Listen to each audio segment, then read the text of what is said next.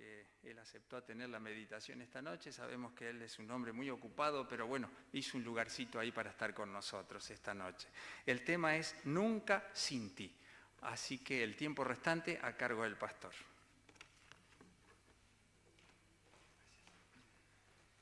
Muy buenas noches, hermanos queridos. Siempre recuerdo a un profesor de teología que nos enseñaba en el aula. Y él nos decía que a él le parecía que este himno que cantamos recién tenía un problema. Y por eso elegí el himno. Porque el problema dice que si la fe me abandonare, Él me sostendrá. Y este profesor nos decía, no, necesitamos ejercer fe. Si nosotros no tenemos fe, no estamos en la comunión y la comunicación con Dios. Entonces Dios no nos puede sostener cuando no tenemos fe en Él, cuando no tenemos confianza. Y es verdad, si vos mirás, hay muchos versículos de la Biblia. Aquel, por ejemplo, que es tan conocido, que dice que el que se acerca a Dios debe acercarse creyendo que le hay. Así dice la versión 1960. No solo que le hay, es decir, que Él está allí y que tiene poder, sino que es galardonador de los que le buscan. ¿Te acuerdas de ese pasaje, no es cierto? Muy conocido, escrito por el apóstol Pablo. Pero también vemos innumerables ejemplos en la Biblia en los cuales el individuo escasea en su fe o pierde su fe y en su misericordia el Señor lo sigue sosteniendo. Mirá, por ejemplo, a Jonás, por mencionarte uno, nada más. Uno que incluso hasta peleaba con Dios en cuanto a contraponer a las ideas de Dios las ideas suyas, sus sentimientos antes que los sentimientos de Dios. Se atrevió a disentir con Dios y a hablar con Él con toda la franqueza con la que habló. Fíjate a Job, por ejemplo, también sufriente, pasando por una extrema situación. Realmente es uno de los casos bíblicos donde, humanamente hablando, donde mayor opresión y prueba se pudo vivir o experimentar. Y sin embargo, en esos momentos de gran debilidad, Dios lo iba sosteniendo y lo iba llevando. Es decir, Dios es un gran labrador que sabe cómo trabajar con la semilla de la fe, la semilla de la esperanza y la semilla del amor en el corazón humano. Quiero invitarte a abrir tu Biblia en Filipenses, en el capítulo 1, el versículo 6. Y a los amigos que están siguiéndonos por las diferentes redes digitales, los animamos de todo corazón a utilizar sus Biblias también y a buscar el mismo pasaje, porque no se contenten ni los que estamos acá ni los que están en otros lados. No nos contentemos con que nos lean la Biblia. Según las reglas de la pedagogía y de la enseñanza, cuando el alumno, el que aprende, utiliza la mayor cantidad de sentidos para contactarse con aquello que debe aprender, al utilizar la mayor cantidad de sentidos, es decir, aumenta la experiencia del individuo y le permite fijar, no solo fijar, retener, no solo retener, sino reflexionar sobre lo que está mirando y lo que está leyendo. Así que no nos contentemos con que nos lean, no nos contentemos con que lo diga el pastor en la iglesia. No. Usted tiene que preguntar dónde dice eso. Porque llegará el momento en que el pastor no va a estar. Y usted va a estar. Y usted va a necesitar el mensaje de Dios. La vivencia a través de los ojos, la vivencia a través de los oídos, si podemos leer en voz alta lo que estamos leyendo, si podemos incluso usar nuestra mano al lado, escribiendo, graficando, dibujando, marcando o parafraseando lo que terminamos de leer, produce un impacto mayor y más grande dentro del aprendizaje. Esto no estaba en el tema, está siempre en los temas, porque es la manera que Dios ha permitido que tengamos una mayor vivencia con Él. Filipenses 1, versículo 6, está escribiendo Pablo a esta iglesia, la iglesia de los filipenses. Los filipenses eran amigos de Pablo. Pablo ya había estado en Filipo. Pablo había fundado la iglesia en Filipo. La fundó el Señor, pero Pablo fue el instrumento humano a través del cual se hizo el trabajo y la tarea. Y ahora le escribe la carta desde la prisión en Roma. En Filipo, Pablo, cuando fundó la iglesia, cuando trabajó por ella, sufrió cualquier cantidad. Tuvo opresión de parte de muchísimos. Hubo un montón de gente que estuvo en contra de su obra y instigados por el enemigo de Dios, muchos le hicieron la vida imposible. Es decir, que tenía muchísimos enemigos en Filipo. Pero tenía muchísimos amigos y los amigos eran los de la fe y eran los de la iglesia. Y le escribe con un cariño y un amor fraternal. Si ustedes leen toda la carta, van a encontrar que él no está marcando errores o problemas de la iglesia, como le tocó, por ejemplo, en Corinto. En Corinto tuvo que marcar por varios problemas que estaban viviéndose dentro de la iglesia, peleas de los unos con los otros. Aquí no, aquí en Filipos es una carta de ánimo, de amor y de esperanza y de oración. En el versículo 6, cuando él los saluda, les dice que estoy o estando persuadido de esto, que el que comenzó en vosotros la buena obra, la perfeccionará hasta el día de Jesucristo. Esto es una promesa. Yo no sé si usted se lo sabe de memoria. Lo invito porque es otra de las oportunidades de aprendizaje. Leerla, repetirla, leerla, repetirla, leerla, repetirla, hasta atesorarla y guardarla dentro de la memoria. Entonces, cuando vivimos las experiencias de todos los días y frente a una necesidad, el Espíritu Santo de Dios nos trae a la memoria lo que nos enseñó antes. ¿Ve la dinámica? ¿Ve la dinámica? Yo sé que usted sabe esto. Yo también lo sé. El tema es que no lo practicamos como debiéramos practicarlo. Por eso antes las sociedades de jóvenes, es decir, los encuentros y los programas que se hacen los sábados de tarde en muchas iglesias, incluía el aprendizaje de versículos de la Biblia, de toda la semana. Es decir, había que saber un versículo por cada uno de los días de la semana, entonces podíamos repetir 7 versículos el sábado cuando nos encontrábamos en la sociedad de jóvenes. Y había concursos que se hacían con respecto a esto y te animaban regalándote un obsequio, un libro generalmente o algo para que pudieras continuar en tu plan de lectura y de aprendizaje. ¿Por qué tanta insistencia en la iglesia adventista para aprender? Porque la iglesia adventista es una escuela. El hogar es una escuela. La escuela es una escuela. Las instituciones médicas son escuela. El aprendizaje del individuo que practica, comprende, entiende y practica. Comprende, entiende y practica. La práctica de un aprendizaje es la formación de un carácter. Y es lo único que vamos a llevar al cielo, el carácter.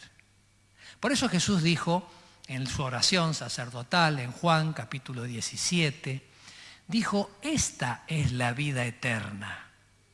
Que te conozcan a ti, el único Dios verdadero, y a Jesucristo a quien has enviado. El conocimiento es un conocimiento intelectual, pero es un conocimiento vivencial. Pero no hay vivencia si no hay una experiencia intelectual. Por eso, como iglesia, predicamos, enseñamos y sostenemos que necesitamos estudiar la palabra de Dios y hacerlo todos los días. El folleto de escuela sabática es otro vehículo a través del cual se estudia la palabra de Dios. Los himnos que se cantan en la casa es también un proceso de aprendizaje de las verdades que están en la palabra de Dios y que se usaron para escribir la letra del himno. Si vos te pones a pensar, todo apunta a la formación de un intelecto, apunta a la formación de una experiencia, de un carácter, para prepararlo para el reino de los cielos. Esta es la razón por la cual tenemos el culto que estamos teniendo aquí. No solo para traer nuestras tristezas, nuestras alegrías, nuestras peticiones y nuestro momento de adoración. También para participar del aprendizaje de la palabra, para llevar la palabra en la mente y para tratar de vivirla personalmente con nuestro Dios. Y Pablo entendía esto, por eso les escribe y les vuelve a decir las cosas que él mismo le enseñó cuando fundó la iglesia. Las mismas cosas. Y una de las cosas que le dijo es que estoy convencido, le dijo. ¿Estoy convencido de qué? Estoy convencido de que el que empezó en ustedes la buena obra de salvación, la empezó cuando yo estuve allá y plantamos la iglesia. Ahí yo los vi a ustedes, ahí ustedes fueron bautizados, ahí ustedes pasaron por las pruebas y las dificultades que tenían para dejar el estilo de vida del mundo y para tomar el estilo de vida de Cristo. Yo vi, yo los visité, yo oré con ustedes, yo lloré con ustedes, yo me alegré con ustedes. El que empezó la obra no fui yo, dice Pablo. El que empezó la obra en el corazón de ustedes, capaz que mucho tiempo antes de que entraran a la iglesia, ya comenzó la obra. Hay mucha gente en el mundo que en sus corazones ya Cristo empezó la obra hace rato y los va a traer a la iglesia en el momento oportuno. No es el impacto de un momento. Este sábado tendremos un bautismo y tendré oportunidad, Dios mediante, si el Señor así lo quiere, de hacer un bautismo aquí a la tarde de una persona de aquí, de esta localidad. La obra en el corazón de este hombre, ya ustedes van a escuchar, empezó hace rato, antes, cuando él caminaba en otra iglesia de este mundo y buscando soluciones y problemas no los encontraba y trató de aprender lo que la Biblia dijo y poco a poco la palabra de Dios lo llevó al camino y este sábado entregará su vida al Señor. Así que Pablo no podía decir que la obra la había empezado él. No la empecé yo. El que empezó en vosotros la buena obra. La única buena obra que hay es la de la salvación. Es buena obra ayudar a alguien que no tiene para comer. Es buena obra ayudar a alguien y visitarlo cuando está desanimado. Es buena obra orar por la gente. Es buena obra sanar con la ayuda de Dios porque es el único que sana, ¿eh? Los médicos no sanan nada. El que sana es el Señor. El médico es el que sabe el progreso y el tratamiento y el camino para la recuperación de acuerdo a las leyes de la salud, cómo es la mejor manera para enfrentar la situación de salud. El pastor no sana a nadie, pastor del alma. El único pastor del alma es Cristo. Nosotros somos colaboradores del Señor nada más. Cualquier hermano de iglesia que trabaja por Cristo con el amor y el afecto de Él va a ser guiado por el Espíritu de Dios para hacer cosas maravillosas. Y cada vez más, hermanos queridos. Y si esto no pasa, es porque muchas veces decimos que lo haga el otro. Yo no soy pastor, que vaya el pastor. Yo no soy anciano de la iglesia, que vaya el anciano de la iglesia. Yo no soy el más preparado, hay otros que están más preparados que yo. Ese tema de correrse y dejar pasar al toro, como lo hace el torero, lo llama al toro, exigiéndole a través de la capa y cuando llega se corre y lo deja pasar y todos aplauden.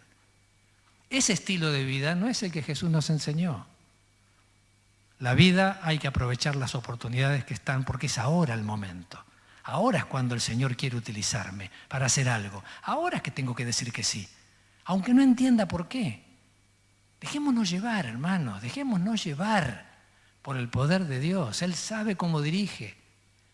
Y haciendo estas cosas, dejándonos llevar en la obra de la salvación, haciendo estas cosas, te salvarás a ti mismo, le dijo Pablo a Timoteo. ¿Qué quería decir? ¿Que haciendo obras es como se salva la persona? Pero no, diametralmente lo opuesto, hermanos. Él explicó claramente en Gálatas y en Romanos, en Efesios y en tantos otros lugares, que de ninguna manera podemos ganarnos ni un solo milímetro cuadrado del cielo. Nada a través de lo que hagamos, porque nosotros somos seres humanos pecadores imperfectos. Nuestra obra nunca es perfecta. Es Cristo quien hace en nosotros la obra en la medida que le permitimos. Él nos da su amor, nosotros tomamos su amor y lo devolvemos hacia nosotros mismos en primer lugar, porque no puedo amar a nadie si no me amo a mí. Y Cristo me ayuda a colocarme en el debido amor hacia mí mismo. Es decir, no una exageración egoísta, no un orgullo, sino un equilibrio acerca de quién soy yo, quién es Él y quién es mi prójimo. Él ordena mi mente y su amor entra como un raudal a mí y yo lo comparto con otro, pero en realidad proviene de Él. Haciendo estas cosas, le dijo a Timoteo, te salvarás a ti mismo. ¿Por qué te salvarás a ti mismo? Y porque las arañas no van a estar haciendo telas de araña acá adentro. Si no estamos ocupados en la obra de la salvación propia y de los demás, se va a llenar de tela de araña todo acá adentro. Piensen qué sería de ustedes y de mí si no tuviésemos trabajos y ocupaciones que hacer y responsabilidades para cumplir. ¿Qué sería de Adán y de Eva en el jardín del Edén si no se les hubiese dado una tarea? ¿Estarían así todo el día abajo de los árboles? No, hermanos queridos, fuimos creados para producir. Fuimos creados para enviar el mensaje de producir algo para bien, algo que recibimos de Él, que nosotros brindamos, y cuando podemos ver lo que sucedió, vuelve esa obra a nosotros con alegría y satisfacción de haber cumplido con la tarea. Llego cansado al fin del día. Estoy cansado realmente, esta noche quiero descansar y dormir. Fue un día muy arduo, puede decir alguno de los que estamos acá. Pero un día vivido así en Cristo Jesús es un día que te llena de satisfacción y de plenitud aquí adentro. Te hace crecer, nos construye, nos enseña para ser cada vez más eficientes y eficaces en la obra de la salvación propia y de los demás. Y en eso Cristo quiere esos colaboradores con Él. Por eso les dice, desde el momento en que esto empezó en la vida de ustedes, la buena obra, estoy segurísimo que no solamente empezó, sino que aquel que la empezó, Dios, la va a perfeccionar hasta el día de Jesucristo. Es decir, que esto es dinámico.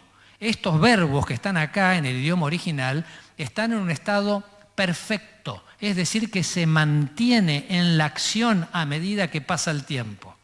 Cuando Jesús llama a Pedro, por ejemplo, por poner un ejemplo de uno de los discípulos, quizá uno de los más notorios, ¿no es cierto? Sus dificultades, sus prejuicios, sus ideas, su forma de hablar, todo era muy rústico. No era el modelo de Jesús. Pero Dios lo llamó para hacer una obra de salvación en su vida, y a medida que la iba haciendo en su vida, la va haciendo en la vida de los demás. Tiempo llevó para producir esto. ¿Cuánto crees que lleva esta obra en tu vida? Cuanto más cerca estéis de Cristo, dice el camino a Cristo, cuanto más cerca estés de Cristo, más imperfecto te reconocerás.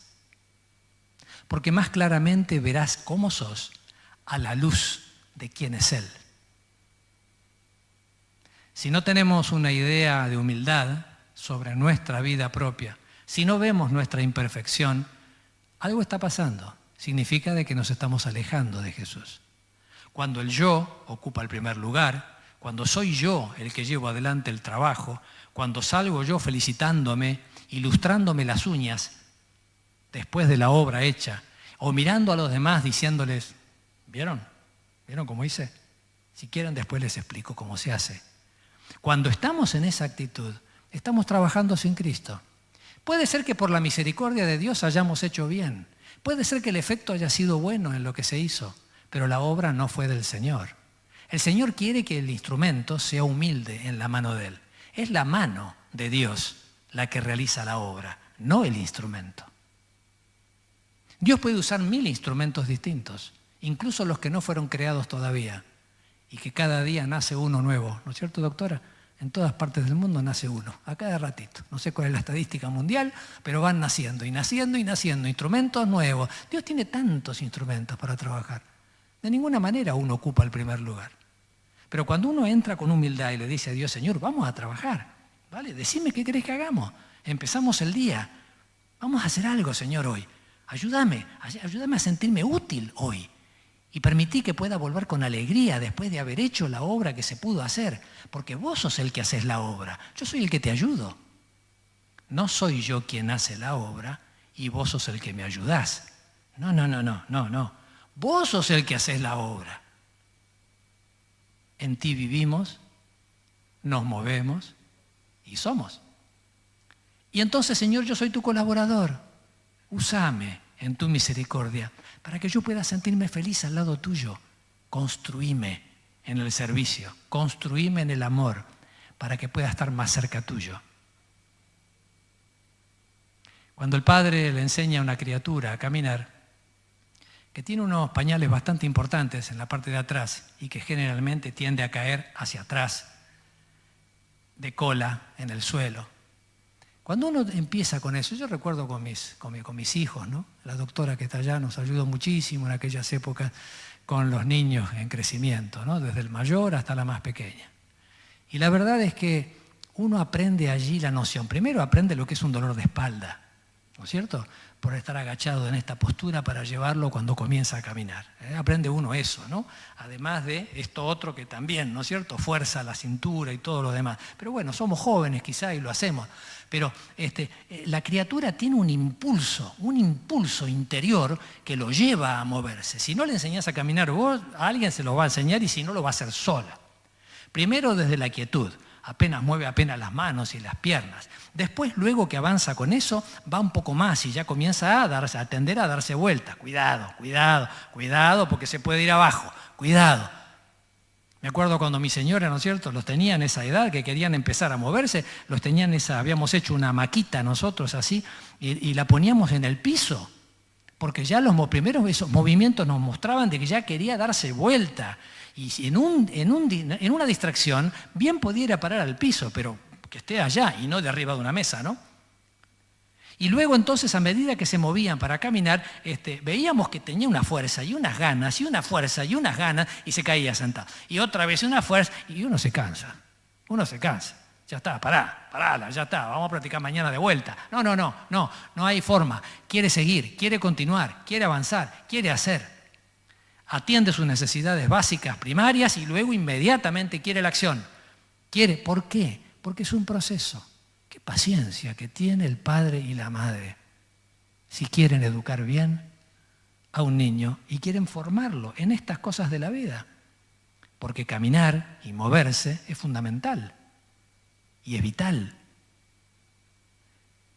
¿Tendrá acaso una actitud distinta Dios con nosotros cuando hemos entrado, por ejemplo, al Evangelio y empezamos a conocer? ¿No habrá tenido paciencia también con nuestras caídas y levantarnos? ¿No habrá tenido...? O es más fácil, en otras palabras, los ángeles podrán decirle: Señor, no le des manija. Porque vos le das manija para que avance, para que quiera hacer, y resulta que después tenemos que estar todos cuidando a ver cómo lo está haciendo. Más vale dejarlo tranquilo. Dale horario, Señor, a cada uno en la semana. Que cada uno tenga un horario y nosotros vamos apoyándolos en función de los horarios. Ordenemos la cosa, porque acá todos quieren. Y de golpe, y se hace una campaña, una conferencia y demás, estudios bíblicos, y entran 20, 30, 40, 50 personas a la iglesia del Señor, como criaturas nuevas de Dios.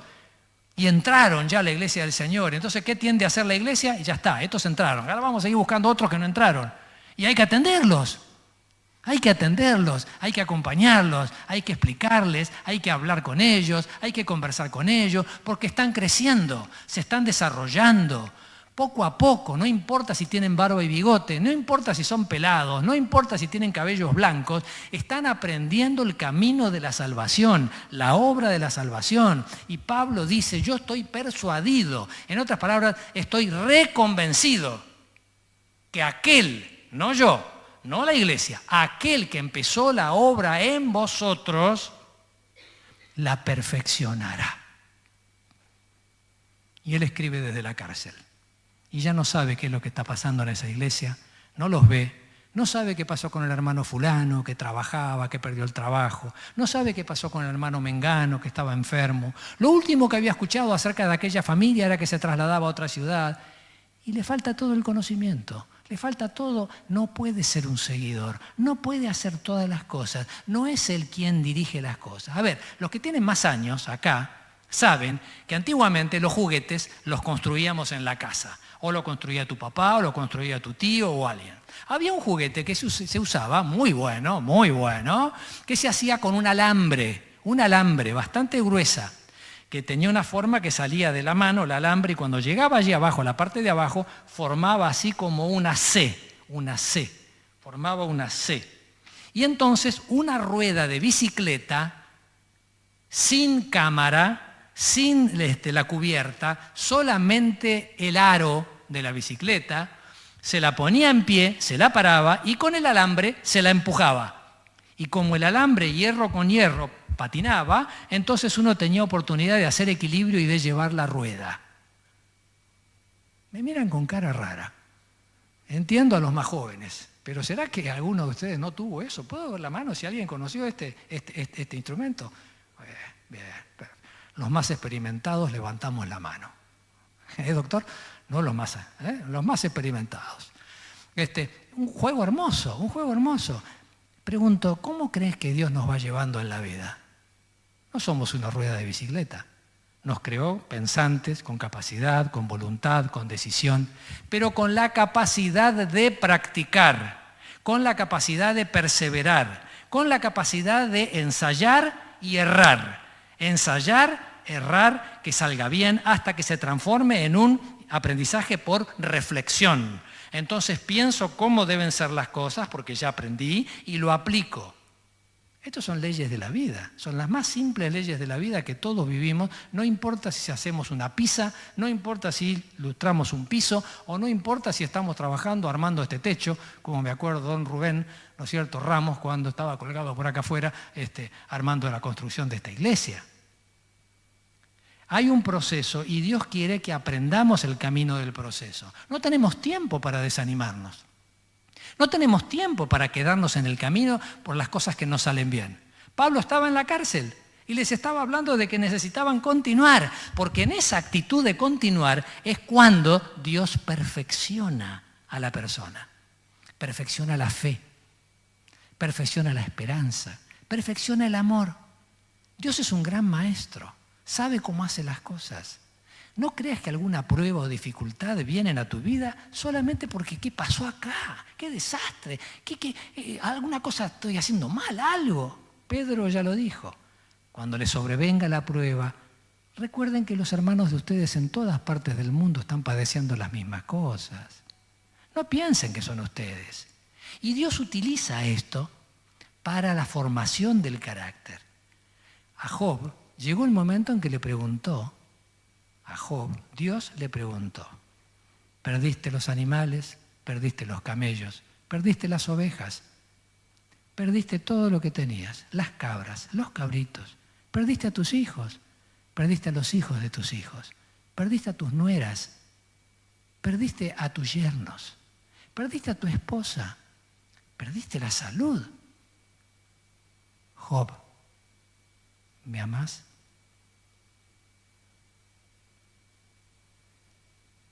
Y Job aprendió algo en el proceso, todo se aprende en el proceso de la vida. Aprendió a dejar de mirar las manos de Dios. Job siempre miraba las manos de Dios. ¿Qué me trajiste? ¿Qué me vas a dar? Aprendió a mirar a los ojos de Dios. Y cuando le pregunta, ¿me amás igual? Allí en Job 19, 24, 25 y 26, Job responde y dice, aunque me mates, voy a confiar en vos, porque sé que después me vas a resucitar. Hay un plan y hay un propósito en la vida y ya sé, Señor, no entiendo por qué y cómo se hace, ¿viste? No entiendo, pero hay un plan y un propósito que vos llevas a cabo y yo confío en vos. Hace conmigo como bien te parezca. Finalmente fue la misma expresión de Pedro, ¿no?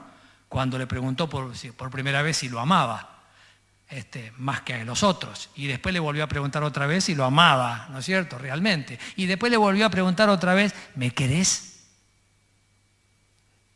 ¿Me querés? ¿Llegás a quererme? ¿Y qué le dijo? Vos sabés todas las cosas. Hace conmigo como te parezca. Y ahí Jesús le contó que iba a llegar el día en que iba a ser sacrificado por él. Ahora Pedro estaba en condiciones de decir, Señor, hace conmigo lo que te parezca. ¿Te das cuenta? Es un proceso de aprendizaje. Necesitamos mantenernos y perseverar. Nosotros perseveramos y Dios preserva. Nosotros perseveramos en esta obra de salvación y Él preserva nuestra vida, nuestra salvación, y nos construye en ese camino. A nosotros nos toca perseverar, a nosotros nos toca tomar la decisión, pero nunca estamos sin Él, nunca sin ti, siempre contigo, Señor. De día y de noche, cuando soy chiquito y cuando soy grande, cuando estoy enfermo y cuando estoy sano, cuando trabajo y cuando duermo, cuando me levanto y cuando ando. Señor, vos haces la obra. Yo soy tu colaborador, nada más que tu colaborador. Los últimos 6 años que estuve en el sanatorio, en la capellanía, acompañé los últimos momentos de muchos hermanos, amigos y miembros de la iglesia de esta localidad, conocidos nuestros. Fueron los últimos momentos de sus vidas y fueron al descanso.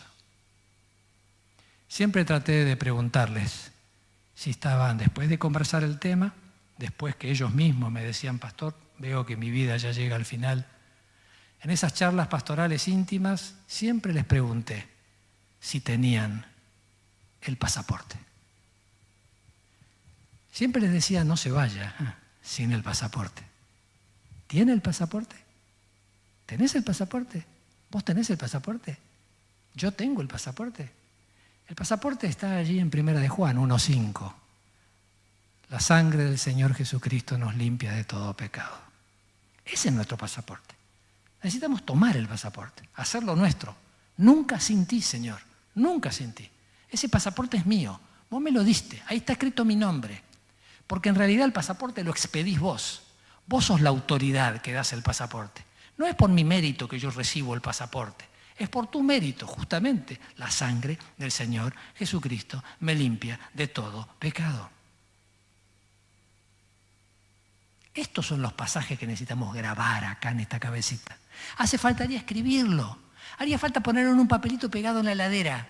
Tendríamos que escribirlo en el baño, ¿viste? En el botiquín del baño, agarrando esos lápices que usa tu esposa, ¿viste? Esos que dicen que son tan caros y qué sé yo, ¿viste? Esos delineadores.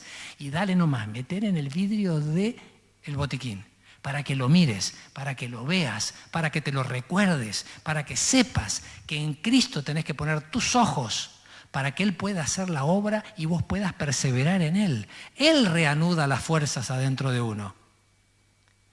Y mucha gente no lo supo esto, aunque lo experimentó. Mucha gente, muy conocida. Hay una vieja parábola de una parábola nada más, ¿no? De un cazador que tenía un perro que había gastado mucho dinero por ese perro, que era un perro de caza. Y lo quería entrenar, pero había descubierto un error en el perro, vez tras vez.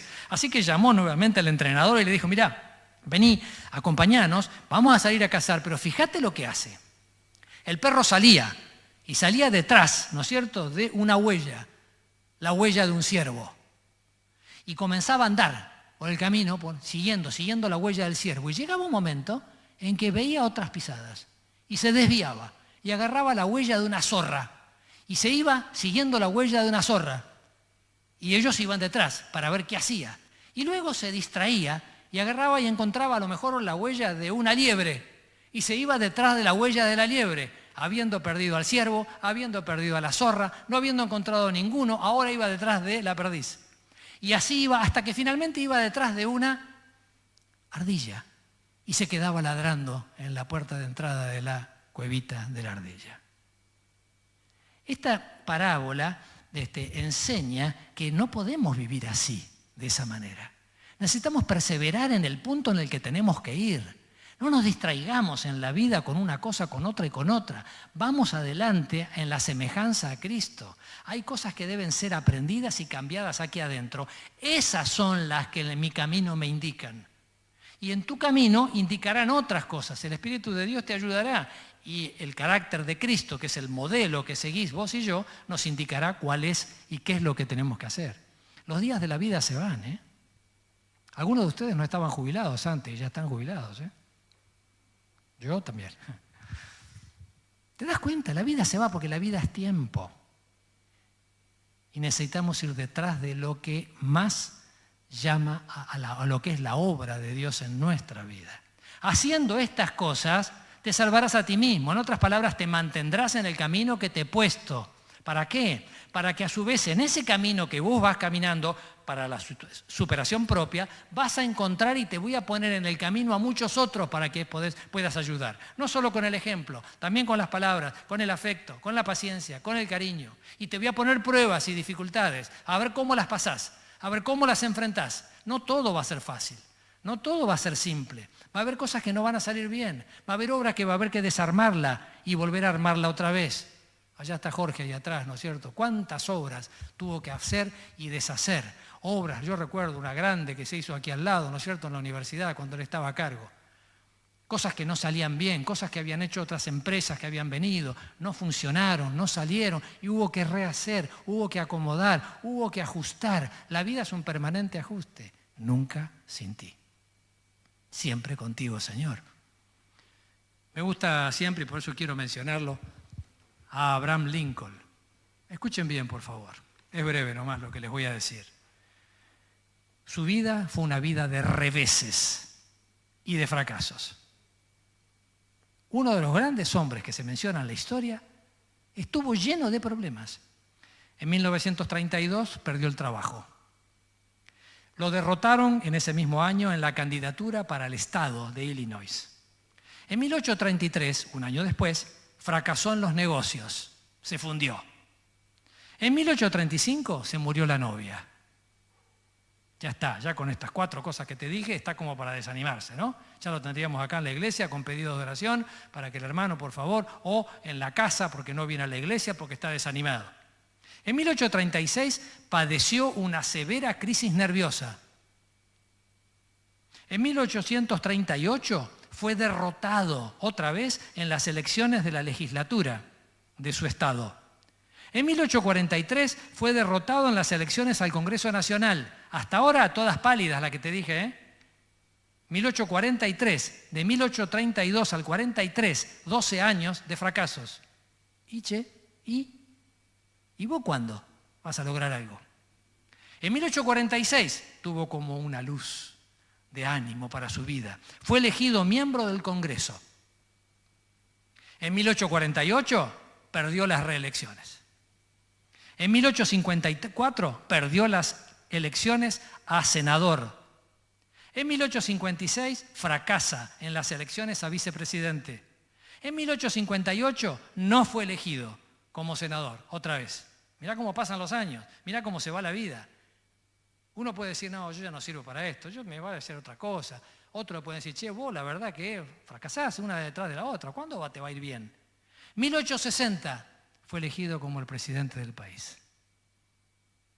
Uno de los presidentes a quien se lo recuerda por una gran obra de bien que hizo en cuanto a la esclavitud, ¿no es cierto?, en este país. Luchar, perseverar, la perseverancia está en nosotros. Dios nos da la fuerza para que perseveremos, pero si no usamos la voluntad, no lo podemos hacer. Si usamos la voluntad, el canal de Dios se mueve en poder para que podamos avanzar. Pero mientras que nosotros perseveramos todos los días para mantenernos, Él va haciendo la obra de perfección en nuestro carácter. Ya no somos el mismo que ayer. No somos el mismo que hace 5 años atrás, ni somos el mismo que hace 10, ni somos el mismo que fracasó otras veces. El que empezó en ustedes la buena obra la perfeccionará. Y termino con Roberto Bruce, rey de Escocia. Unos líos impresionantes en Escocia con el pueblo, con la gente, con los impuestos. Gente que le movía el piso, gente que quería matarlo. Impresionante, no podía vivir más, había caído ya en una depresión, el rey. Y los enemigos de otras naciones amagaban vez tras vez para venir sobre Escocia con sus ejércitos. Entonces se recluyó y se fue a una casa de campo y se acostó en una cama y miraba lo que miran los enfermos, ¿viste?, en el sanatorio, el cielo raso. Ahí se ve la película de la vida, cuando uno está enfermo o cuando uno está en la cama. Allí en la imaginación vienen los recuerdos, pero no puedo dejar de ver una araña en el techo de la casa de campo. ¿Habrá sido en Entre Ríos? Puede ser, porque está lleno de arañas. Pero bueno, no importa si fue acá o no. Lo que sí quiero decir es que vio que la araña se soltaba de una de las vigas con su tela para engancharse en la otra viga.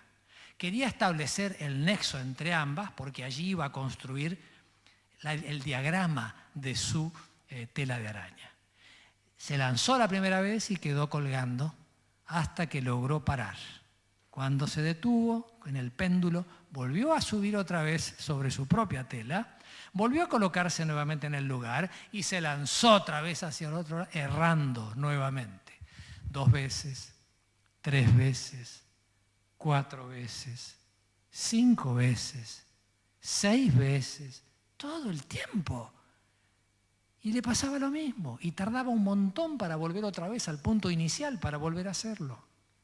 Observó este rey que se lanzó una 7ª vez y logró asirse de un pedacito de tela que ella misma había dejado en el otro lugar. Acostado en el lugar, sacó las cuentas que él se había desanimado demasiado rápido. Y de esta pequeña araña aprendió una lección. No es la araña la que enseña, no es la hormiga, oh perezoso, quien te da la enseñanza. No son los pájaros que hoy caen a tierra y ninguno de ellos cayó sin que Dios lo sepa. No son las plantas que florecen y dan su fruto y muchas de ellas, pequeñitas en el campo, apenas duran 24 horas. Es Dios quien, empezando la obra de la salvación, utiliza los diferentes recursos alrededor nuestro para decirnos: persevera. Nunca estás sin mí. Nunca estoy sin vos. Sos mi objetivo fundamental de fe.